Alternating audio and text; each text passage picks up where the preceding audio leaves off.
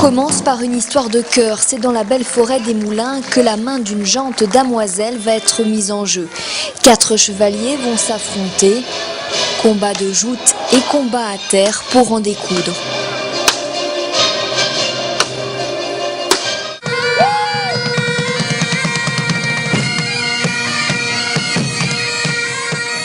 C'est une grande fête digne de celle du Moyen-Âge que l'on célèbre au cœur de cette forêt. De quoi s'amuser, festoyer jusqu'à la nuit tombée. Beaucoup de campements où les gens ripaillent, boivent, dorment sur la paille toute la nuit, au milieu de l'eau aussi.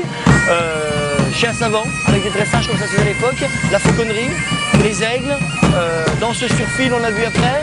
Tout ce qu'on pouvait retrouver sur une grande fête qui se serait passée au Moyen-Âge, avec la vie entre guillemets politique de l'époque, avec les comtes qui se battaient entre eux, avec les chevaliers qui essayent de ravoir la dame, avec des dames à la cuisse légère, avec des gueux, avec des lépreux, avec plein de monde, avec des brigands dans les villages qui viennent, qui nous détroussent, qui nous mettent en prison, avec les lépreux, avec les bohémiens. On retrouve toute une micro-société qui vit un jour de fête avec ces petites chamailleries de la journée.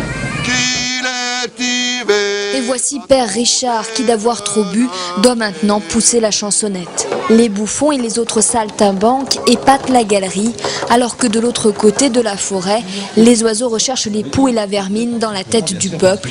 Il paraît qu'une épidémie vient de se déclarer.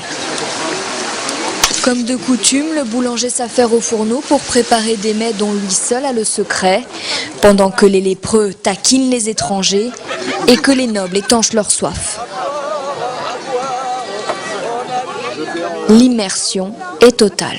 Ici, on est en pleine nature, vous voyez pas de fil électrique, vous voyez pas de goudron, pas de boîte aux lettres, vous voyez pas de panneau de stop, vous voyez rien du tout. On est vraiment en pleine nature et c'est vrai qu'on ne peut que s'immerger. On parlait de bénévoles ou de gens costumés, mais je crois qu'il y a à peu près une 60aine de tentes ou même plus que ça. Vous avez plus d'une 60aine, 80aine de petits baraquements, donc ça fait 120 mobiliers de décor, on va dire, d'habitation, c'est énorme. Vous avez des blasons, vous avez partout, les animaux se baladent, on a des oies, des moutons, des bœufs, c'est vraiment l'immersion totale et c'est le but. Quant au pouvoir d'achat, il y a 800 ans, Merlin avait apparemment trouvé la parade. Mais là dans le seau. Merci. Là ça coince là un petit peu, donc on va passer par dessous là. Et là il y a une pièce. Voilà, merci.